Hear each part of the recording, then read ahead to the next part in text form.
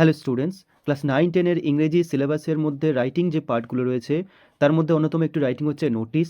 এবং এই নোটিশ রাইটিংয়ের মাধ্যমিকের জন্য এবছরের যারা মাধ্যমিকে উঠলে তাদের জন্য অত্যন্ত ইম্পর্ট্যান্ট একটি টপিক। তো সেই নোটিশ রাইটিং অতি সহজে কীভাবে লিখতে হয়, একদম সঠিক কিছু নিয়ম, অথেন্টিক সেই সমস্ত কিছু, তার ফরম্যাট কেমন হয়, কিভাবে লিখতে হয়, এবং সবচেয়ে গুরুত্বপূর্ণ জিনিস, একটা ফরম্যাট দিয়ে তোমরা বিভিন্ন নোটিশ লিখতে পারবে এমনভাবে একটি ভিডিও আমি আজকে প্রেজেন্ট করছি। তো সবচেয়ে প্রথমে দেখে নাও এনবি, অর্থাৎ এখানে নোট করতে হবে এই ফরম্যাটটিতে বেশিরভাগই নোটিশ হয়ে যাবে, অর্থাৎ এখানে একটা সিঙ্গেল ফরম্যাট রয়েছে সেটা কভার হয়ে যাবে। কিছু নোটিশ ভিন্ন ধরনের, সেক্ষেত্রে কিছু আলাদা বাক্য লিখতে হবে। এবার আমরা দেখে নেব, তবে স্কুল লেভেলে যে সমস্ত নোটিশগুলো হয় তার প্রত্যেকটা কিন্তু এটা দিয়ে কভার হয়ে যাবে। সবচেয়ে প্রথম আমাদের নোটিশ রাইটিংয়ের ক্ষেত্রে যে নিয়মটা মনে রাখতে হবে সেটা হচ্ছে নোটিশটা হবে একটা বাউন্ডারির মধ্যে। তোমরা প্রথমে দুই সাইডে এবং উপরে বাউন্ডারিটা কেটে নেবে, এবং নিচে কত পর্যন্ত লেখা তোমার যাবে সেটা তোমার জানা নেই, তাই নিচে যখন লেখাটা শেষ হচ্ছে তারপর তোমরা বাউন্ডারিটা টানবে। এটা 1 নম্বর জিনিস। নোটিশটা হবে উইদিন এ বক্স। এরপর নোটিশের কিছু পার্টিকুলার ফরম্যাট আছে, সেটা কোথায় কি সেটা আমরা দেখে নেব।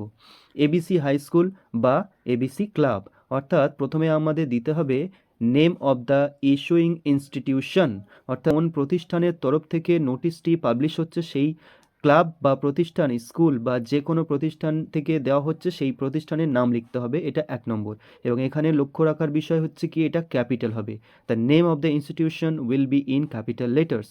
এরপর রয়েছে ব্যারাকপুর, অর্থাৎ এই স্কুল বা ক্লাবের ঠিকানা এখানে দেখতে পাচ্ছ অপশনাল, অর্থাৎ you can give it or you may not give it, দিতে পারো নাও দিতে পারো এই ইনস্টিটিউশনের অ্যাড্রেসটা। নেক্সট রয়েছে very very important notice, NOTICE, এই কথাটা কিন্তু ফুললি ক্যাপিটালে লিখতে হবে in the middle of the page. এরপর রয়েছে ডান দিকে টপ রাইট সাইডে রয়েছে ডেট, এখানে ডেটটা লিখতে হবে ডান দিকে, যেদিন বোর্ডে নোটিশটি পাবলিশ করা হবে সেই দিনের ডেটটা, অর্থাৎ পরীক্ষায় যেদিন তুমি লিখবে সেই দিনে তোমাদের ক্ষেত্রে সেই ডেটটাই লিখতে হবে। কিন্তু কোয়েশ্চেনের মধ্যে যদি কোনো ডেট মেনশন করা থাকে তাহলে এখানে সেই ডেটটা তোমাদের লিখতে হবে। এরপর বাঁদিকে রয়েছে রেফারেন্স নাম্বার, এটাও কিন্তু অপশনাল, অর্থাৎ এখানে দুটো জিনিস আমাদের অপশনাল, একটা হচ্ছে প্রতিষ্ঠানের ঠিকানা আর রেফারেন্স নাম্বার, এই দুটো দিতে পারি নাও দিতে পারি। কিন্তু নোটিশ কথাটি এবং প্রতিষ্ঠানের নাম এবং এই ডেট, এই তিনটি অংশ অত্যন্ত ইম্পর্টেন্ট। কোথায় বসেছে, পেজের কোন জায়গায় কোনটা হচ্ছে সেটা লক্ষ্য করো, এইভাবে তোমাদের দিতে হবে। এরপর রয়েছে annual sports, name of program, অর্থাৎ এখানে একটা আপাতত একটা অ্যানুয়াল স্পোর্টস এই অনুষ্ঠানটার উপরে নোটিশ দেওয়া হচ্ছে, তো সেটা আমি এখানে দিয়েছি। এখানে তোমাদের যে ধরনের অনুষ্ঠানের উপরে নোটিশ লিখতে বলবে এখানে কিন্তু সেই নামটা লিখতে হবে, নেম অফ দ্য প্রোগ্রাম সেটা দিতে হবে এই জায়গাটাতে। এখানে ব্র্যাকেটে দেওয়া অংশটা কিন্তু তোমরা দেবে না, এখানে কোথায় কোনটা হবে সেটা বলার জন্য আমি এখানে লিখেছি। নেক্সট রয়েছে, এবার আসছে পুরো নোটিশের বডি, কোথায় কোনটা হবে। এখানে টপিক রিলেটেড কিছু কিছু সেন্টেন্স, প্রত্যেকটা টপিকস আলাদা হওয়ার সাথে সাথে কিছু সেন্টেন্স আলাদা হবে, সেটা এই মাঝখানে লিখতে হবে। কিন্তু নোটিশের একদম শুরুর দিকের লাইনগুলো এবং শেষের দিকের যে লাইনগুলো ম্যাক্সিমাম যেটা করতে পারো সেটা আমি এখানে দিয়ে দিয়েছি। তো এই ফরম্যাটটি ফলো করে প্রত্যেকটা নোটিশ তোমরা লিখতে পারবে। দেখে নাও কীভাবে লেখা হচ্ছে। শুরুর দিকে অল দ্য স্টুডেন্টস, স্কুলের ছাত্রছাত্রীদের জানানো হলে তাহলে হবে অল দ্য স্টুডেন্টস। যদি ক্লাবের মেম্বারকে জানানোর জন্য নোটিশ লেখা হয় তাহলে অল দ্য মেম্বার্স বলতে হবে। অফ আওয়ার স্কুল, আমাদের স্কুলের স্টুডেন্টদেরকে। আর যদি ক্লাব হয় all the members of the club, এইভাবে লিখতে হবে। আর হেয়ার বাই ইনফর্মড, তোমাদের সবাইকে এত দ্বারা জানানো হচ্ছে যে। আওয়ার স্কুল, যদি ক্লাব হয় তাহলে our club. Is going to organize, একটা আয়োজন করতে চলেছে। অর্গানাইজ বা বলতে পারি কন্ডাক্ট, মানে আয়োজন করা। পাবলিশ, যদি ম্যাগাজিন হয়, স্কুলের ম্যাগাজিন পাবলিশ হবে, সেক্ষেত্রে আমরা বলবো our school is going to publish. যদি লাইব্রেরি ওপেন করার কথা বলা হয় তাহলে বলতে হবে our school is going to establish বা our club is going to establish বা ওপেন এ লাইব্রেরি। যে ধরনের কথা এখানে অ্যাডজাস্ট হবে সেই ভার্বটা লিখতে হবে। Dash name of the program, কী করতে চলেছে সেটা বলতে হবে। তাহলে সেন্টেন্সটা কেমন দাঁড়াচ্ছে, all the students of our school are here by inform that our school is going to organise annual sports, এখানে নেম অফ দ্য প্রোগ্রাম দিতে হবে, এইভাবে লিখতে হবে। যদি অন্য কোনো টপিক হয় তাহলে সেই টপিকের নাম এখানে দেবে। এবার কবে হবে অনুষ্ঠানটা, অন বলে একটা ডেট দিয়ে দেবো।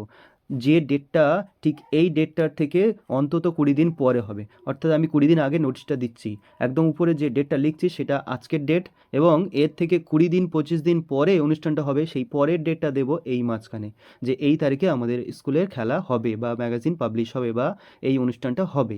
ইন বলে সালটা দিয়ে দেবো, ইন বা অ্যাট বলে প্লেস দিয়ে দেবো, যদি বড় জায়গা হয় তাহলে ইন, আর ছোট জায়গা হলে অ্যাট আওয়ার স্কুল অডিটোরিয়াম। ধরো কুইজ কম্পিটিশন হবে বা একটা মিউজিক কম্পিটিশন বা ড্রয়িং কম্পিটিশন হবে, তখন অ্যাট স্কুল অডিটোরিয়াম বলতে পারি। আর যদি বড় জায়গা হয়, মাঠে খেলা হচ্ছে, তখন ইন আওয়ার স্কুল গ্রাউন্ড, এভাবে বলতে হবে। প্রথম লাইনটা হয়ে যাচ্ছে, অর্থাৎ প্রথম সেন্টেন্সে কি হবে, কখন, কোথায়, সেটা আমরা জানিয়ে দিলাম। এরপর কি অনুষ্ঠান হবে, কি কি রুলস রেগুলেশন, কি বৃত্তান্ত, প্রত্যেকটা জিনিস এই মাঝখানে 2-3টে সেন্টেন্সে আমরা দেব। ফর এক্সাম্পল যদি আমরা দিই অ্যানুয়াল স্পোর্টস, তাহলে কি বলতে হবে, there will be several categories like long jump, high jump, 100 metre, 200 metre race, musical chair etcetera, এই কম্পিটিশনের নামগুলো বলে দেবো। তারপর বলবো এই student can participate in maximum 3 events, একজন ছাত্র বা ছাত্রী 3টে খেলায় নাম দিতে পারে। এইভাবে আমরা এখানে এই টপিক অনুযায়ী সেই কিছু সেন্টেন্সগুলো মাঝখানে দেব। এরপর কনক্লুড করতে হবে কিভাবে, to take part in the competition, এই প্রতিযোগিতায় অংশগ্রহণ করতে, বা যদি বলি প্রোগ্রাম, কোনো একটা অনুষ্ঠান, সেই প্রোগ্রামে অংশগ্রহণ করার জন্য। ইউ আর আক্স, তোমাদেরকে বলা হচ্ছে, এখানে ইউ আর রিকোয়েস্টেডও বলতে পারি, তোমাদেরকে অনুরোধ করা হচ্ছে। টু এনলিস্ট ইয়োর নেমস, তোমাদের নামটা নথিভুক্ত করতে বলা হচ্ছে। আর যদি কোনো কিছু ডোনেশনের বিষয় থাকে, ম্যাগাজিন পাবলিশের জন্য লেখা জমা দেবে, সেক্ষেত্রে তো নাম দরকার নেই, সেক্ষেত্রে লেখা জমা দেবে, তখন আমরা ব্যবহার করব টু কন্ট্রিবিউট, মানে দান করো। ইয়োর আর্টিকেলস, তখন বলতে হবে তোমাদের লেখালেখি দাও। বা যদি কোনো ফান্ড কালেকশন হয়, ফর এক্সাম্পল কোনো আর্থকোয়েক বা কোনো একটা প্রবলেম হয়েছে কোনো জায়গায়, তাদেরকে সাহায্যের জন্য আমরা বিভিন্ন রকমের টাকা পয়সা, কাপড়, খাবার এসব কালেক্ট করার জন্য নোটিশটা লিখছি। তাহলে বলতে হবে ইউ আর আক্স টু কন্ট্রিবিউট ইউর ডোনেশন, তোমাদের ডোনেশনটা দেওয়ার জন্য অন অর বিফোর, এইভাবে ডেট বা তারিখ বলতে হবে। অন মানে ওই তারিখে, বা বিফোর তার আগে বলে একটা ডেট দিয়ে দিতে হবে। ফর এক্সাম্পল যদি এখানে 20 দিন পরে অনুষ্ঠানটা যদি হয়, তাহলে নিশ্চয়ই 4-5 দিন আগে নাম নেওয়া বা জিনিসটা নেওয়া শেষ করতে হবে। যেদিন হবে অনুষ্ঠান ঠিক সেই দিনেই এসে কেউ নাম দেবে, এটা হয় না। অন্তত 5 দিন আগে নাম নেওয়াটা শেষ করতে হবে। তাহলে 3টে ডেট হচ্ছে এখানে, একটা হচ্ছে যেদিন নোটিশটা পাবলিশ হচ্ছে উপরে, এবং তারপর অনুষ্ঠানটা কবে হচ্ছে সেটা অন্তত এই পাবলিশ হওয়ার পরে 20 দিন পরে অন্তত, বা 25 দিন, 1 মাস পরে ডেটটা দিতে হবে। আর শেষে যে ক্লোজিং ডেট লিমিট দেওয়া হচ্ছে, যে এই তারিখের আগে তোমাকে নামটা দিতে হবে বা যেটা জমা দেবে সেটা জমা দেবে। ধরো স্কুলের ম্যাগাজিন পাবলিশ হবে, সেক্ষেত্রে লেখালেখি নেওয়ার একটা শেষ দিন দিতে হবে, যে এই তারিখের মধ্যে বা ওই তারিখে তোমরা জমা দেবে। তোমাদের কবিতা লেখা হোক, গান বা কোনো নোভেল, ড্রয়িং, যেটা জমা দেবে সেটা 4-5 দিন আগে নিয়ে নিতে হবে। তাহলে এখানে ক্যালকুলেট করে আমরা সেরকম একটা ডেট বসাবো। টু কার কাছে জমা দেবো, টু দ্য স্কুল টিচার, যে কোনো স্কুল, ইয়োর ক্লাস টিচার বলতে পারি, বা মনিটর বলতে পারি, বা আন্ডারসাইন্ড পার্সন, এখানে যে আন্ডারসাইন্ড যে পার্সন রয়েছে তার কাছে দিতে পারি। ফর ফার্দার ইনফরমেশন, আরও ইনফরমেশন নেওয়ার জন্য যদি কিছু জানা থাকে, the undersigned may be contacted, নিচে দেওয়া সাইন করা ব্যক্তির সাথে যোগাযোগ করা যেতে পারে। তাহলে একটা নোটিশের বিগিনিং লাইন এবং এন্ডিং লাইন মোটামুটি দিয়ে দিয়েছি। মাঝখানে শুধু টপিক যত আলাদা হবে সেই অনুযায়ী কিছু আলাদা সেন্টেন্স এখানে তোমাকে লিখতে হবে। এরপর আমাদের নোটিশটার এন্ডিং করতে হবে।